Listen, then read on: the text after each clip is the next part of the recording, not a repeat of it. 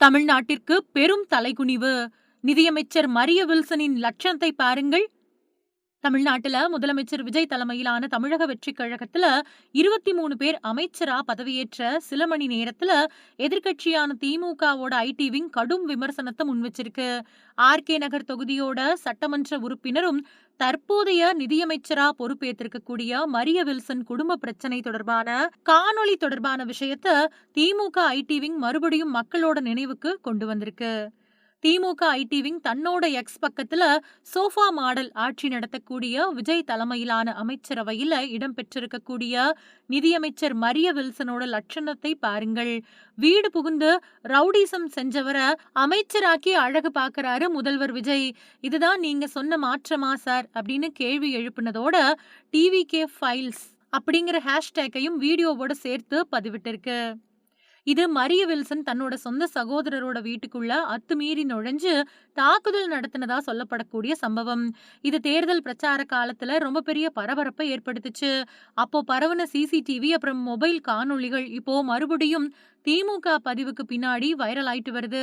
இந்த சம்பவம் மரிய வில்சனோட சொந்த குடும்ப பிரச்சனையோட தொடர்புடையது அப்படின்னு சொல்லப்படுது. ஆனா இது தொடர்பான வழக்குகள் பத்தி தேர்தல் ஆணையத்துல தாக்கல் செய்யப்பட்ட வேட்புமனு பிரமாண பத்திரத்திலேயோ இல்லனா முக்கிய குற்ற வழக்குகளாவோ பதிவு செய்யப்படல அப்படிங்கறதும் குறிப்பிடத்தக்கது. இது ஒரு குடும்ப தகராறு அப்படின்னு தேர்தல் பிரச்சார காலத்துல இதுக்கு முற்றுப்புள்ளி வைக்கப்பட்டாலும் மரிய வில்சன் நிதியமைச்சரா பொறுப்பு கொடுக்கப்பட்ட பின்னாடி திமுக மறுபடியும் அதை மையப்படுத்தி விமர்சனம் பண்ணியிருக்கு.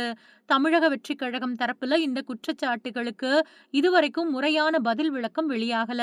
முதலமைச்சர் விஜய் தலைமையிலான அமைச்சரவையில மரிய வில்சன் நிதியமைச்சர் பொறுப்பேற்றிருக்கக்கூடிய நிலையில இந்த பழைய சர்ச்சை அரசியல் அரங்கத்துல புதிய விவாதத்தை ஏற்படுத்தியிருக்கு.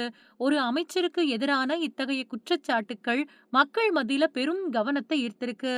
இந்த விவகாரம் தொடர்பா அதிகாரப்பூர்வ விசாரணை இல்லனா விளக்கம் வருமா அப்படிங்கறத பொறுத்திருந்துதான் பார்க்கணும்.